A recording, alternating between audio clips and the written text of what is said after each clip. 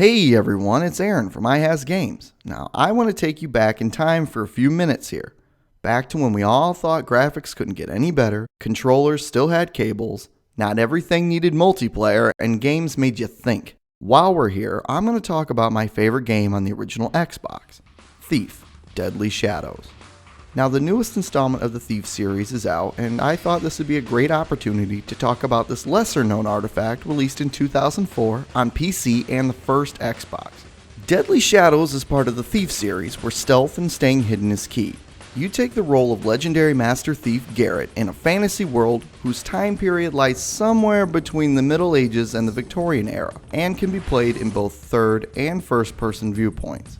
Deadly Shadows is the third release, but don't worry, you don't need to play or read up on the previous games to understand the storyline. Deadly Shadows takes place in a sprawling metropolis known only as the City, which is secretly run by a shadowy group of people who call themselves the Keepers. The Keepers are a mysterious bunch and somehow know everything that has happened and can even vaguely see what will happen in the future. They do this by writing magical glyphs whose symbols give clues to future events. This gives the Keepers a devastatingly scary ability. They can manipulate the future since they have an understanding of what events lead to what prediction, meaning they can interfere where they see fit and change things to benefit themselves. That is Jesus-grade power we're talking about. Well, it turns out that Garrett was offered a chance to become a Keeper. He was their most promising acolyte, but instead used his training to become a master thief. Well, he ended up saving the city 2 times, and now he is predicted to again play a critical role.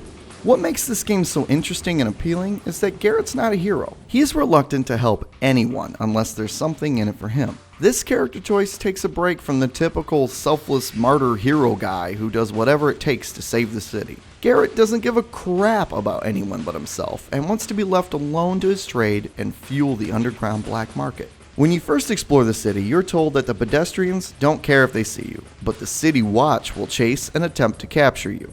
But if you choose to pickpocket and break into people's homes and businesses, word gets out through nightly reports and everyone who sees you will alert the police. This brings up a pretty neat choice. Do you do the right thing and only stick to the mission and not steal whatever you please? Or decide that everything's free game and challenge your abilities as a master thief, but end up having to avoid everyone in the city? Or you can just run. Running works. Another thing is that killing people isn't exactly looked down on so much as it just alerts everyone to your presence. So it really isn't in your best interest to kill anyone unless you're cornered or out of flash bombs, but even then, it's usually still easier to just load your last save. Although sometimes you do accidentally kill people. It happens. And when it does, it's hilarious. So how do you steal things so well without being seen exactly? Well, you see that gemstone at the bottom of the screen? That's the light gem. It tells you just how hidden you really are. When it's dark, you're virtually invisible, and vice versa. It's a good idea to keep it as dark as possible at all times. You can crouch, hug the walls, put out candles, or even shoot water arrows at torches on the walls to keep things as dark as possible. Besides the light, you have to take care not to run on metal surfaces or the sounds of your steps will give you away. So to combat this, they make moss arrows, which you shoot on metal surfaces to soften the noise you make on them, and noisemaker arrows, which you can fire past a guard and make them wander off their course. You can also accidentally make yourself known if you assassinate or knock someone out and their body's found on the ground. Well, you just hide them in a dark corner and no one will suspect a thing. And if you hurt them, make sure to wash away their blood with a water arrow. But be careful because people notice if something's missing or if a door is open when it shouldn't be. Make sure to leave things the way they were or risk getting caught. One thing that drives me nuts is that some valuables are incredibly close to useless items. So if you're not careful, they're picked up instead and you have to put them down either by dropping them or throwing them, which makes noise and can wake people up. Ugh. Okay, now let's go over the inventory. You have main weapons and support items. For main items, you have the blackjack, which you use to knock people out. Now you can only do this if the target is unaware of your presence. Otherwise, you just slap them. It's about as effective as beating someone to death with a wooden spoon. Next, you have your dagger. This is your primary fighting weapon. It allows you to engage the enemy with either stealth kills or close quarters combat in a fight or die situation. Or what you switch to when you're done slapping people like an idiot. Afterwards, you venture into arrows. Broadhead arrows are your long distance killers. Then you have the water arrows I talked about earlier. After that, you have moss arrows, which besides what I mentioned before, you can shoot into an enemy's mouth and make them choke. And lastly, the flame and gas arrows. Flame arrows are the most powerful, and basically, they're little rockets. The only problem is that when you aim, it's like you're holding up a spotlight, and they make you very obvious to spot in the dark. Gas arrows are the pacifist version of broadhead arrows. They knock out enemies at a distance in one hit. Very silent, very useful. The support items are a little different. Depending on your playstyle, you may use some a lot more than others. You have those flash bombs, explosive mines, yeah, real stealthy, oil flasks, holy water, and gas bombs. Now the oil flasks have two uses. One, they create a very slippery surface, and two, you can light them on fire and create a barrier for your pursuers. That's a pain to do though. Now holy water I will explain later, and the gas bombs are my most used item besides the blackjack. Are you too lazy to wait for someone to turn around to blackjack them? Just throw down a gas bomb and take them out without the wait. They could even take down a few enemies at once. So how do you start missions and why? Well, it all begins with trying to steal a large jewel called the Bloodline Opal.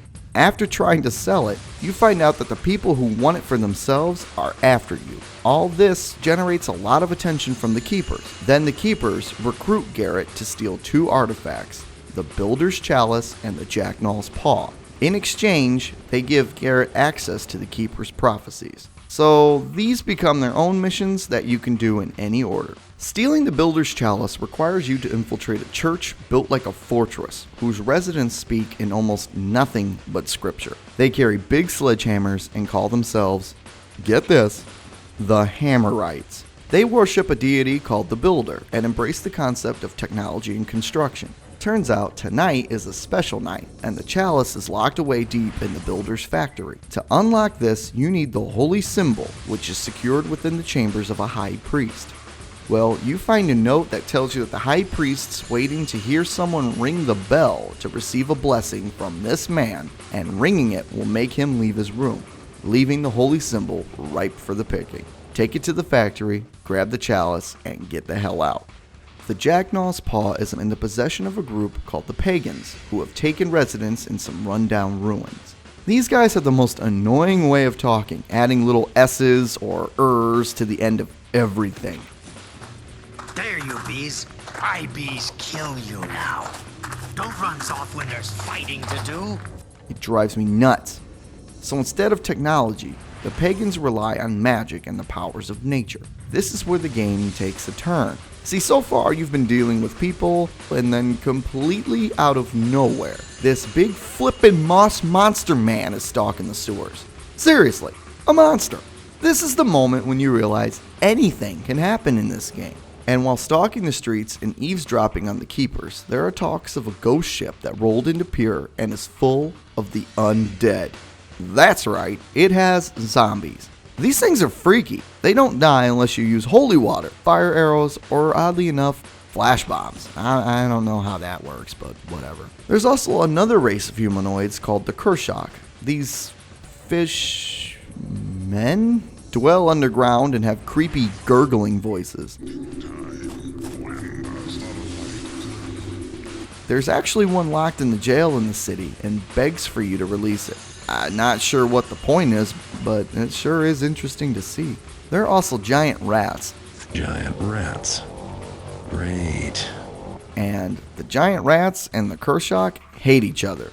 Sometimes this works out and they do all the fighting for you. Later on, you have to investigate a burnt down orphanage that was once an asylum. This is another point where the game takes a dark turn and becomes one of the creepiest levels in any non-horror game ever. Not only does this game have moss monsters, mermen, giant rats, and zombies, but also ghosts. What's not to like about this game? Seriously. Okay, now I don't want to cover every little detail of every little mission because I could go on for hours. But let me tell you that this game makes you feel like a genuine master thief. It doesn't hold your hand and walk you through every mission. Instead, it drops you in and you only know as much as the character himself. All the hidden items have to be searched for. Leave no stone or picture frame unturned, and sometimes you read a little note or an open book and find clues to hidden valuables. My favorite mission by far is the Seaside Manor. After reading the manifest on that undead ghost ship we talked about earlier, Garrett heads to the captain's mansion. Now, just before this mission, you get a chance to purchase a special pair of gloves that allow you to climb any stone surface like a gothic Spider-Man. What is wrong with his arm? So this is the first mission to put them to use. After you sneak your way to the front of the property, you need to get into the mansion. Okay, now ask yourself, would a thief just waltz in through the front door of a guarded mansion? I mean, you could. Nothing is technically stopping you. Or would he use his brand new wall climbing gloves to check for another entrance? Yeah, so when you find the secret entrance to the attic, you feel like the game is rewarding you for thinking for yourself. A secret room, eh? Always my favorite room in a house. So when you find the widow of the dead captain, she's clearly gone off the deep end. Really, Robert? Can't you just tell me yourself? That silly Victrola annoys me. Why must we have that ugly mechanist thing crouching in our bedroom? If your message is really so important, then you'll tell me yourself. And you find out that the late captain has left her a large sum of money that she can use to live out the rest of her life in comfort. This kind of brings a dark tone to this mission. See, you've been stealing from a widow who has probably lost all sanity and means to take care of herself. And if you want to hammer in the final nail in the dickhead coffin, you can actually steal the money her dead husband left her. Hey, at least they give you a choice. To make things even better, if you're really looking for a challenge, raise the difficulty. Not only do guards have an easier time spotting you, but you have to meet certain criteria in order to finish the mission, like finding a higher percentage of loot, or even finding every rare loot in the level. Now, you're asking yourself, wow, knocking out idiots and goldfish people and stealing the valuables sounds like great fun, but what's the point? Well, I'll summarize the plot neatly without revealing too much. So Garrett gets the artifacts for the keepers and overhears about a special book called the Compendium of Reproach. It has clues to what the keepers are calling an upcoming dark age. The prophecy speaks of a brethren and a betrayer, and someone in the keeper's own ranks is one of those things. This leads to checking out that undead ship you keep hearing about, and while that's going on, a Hammerite named Inspector Drept is investigating tales of the Old Grey Lady. She's a mysterious hag who's tied to a bunch of murders around the city. Turns out that the Grey Lady has a lot to do with the coming Dark Age, and if I tell you any more, I'm gonna ruin the whole story. Now, I hoped you had a good time hanging out with me and talking about Thief Deadly Shadows. Everyone who loves stealth games really deserves a chance to play this. Really, I mean, it's amazing. I know that there are big name stealth games out there like Metal Gear, Splinter Cell, and Tenchu, but this title deserves a spot in the pantheon of stealth games. I know with the newest installment of Thief coming out that interest in any other games in the series will rise, and with that, the price might go up for used copies. But if you can get a hold of a copy of this, do it, because you won't regret it. And if you get really curious or don't want to spend any money to see this game, you cheapskate, let us know, and if you want to see more Deadly Shadows, we will be happy to reveal more.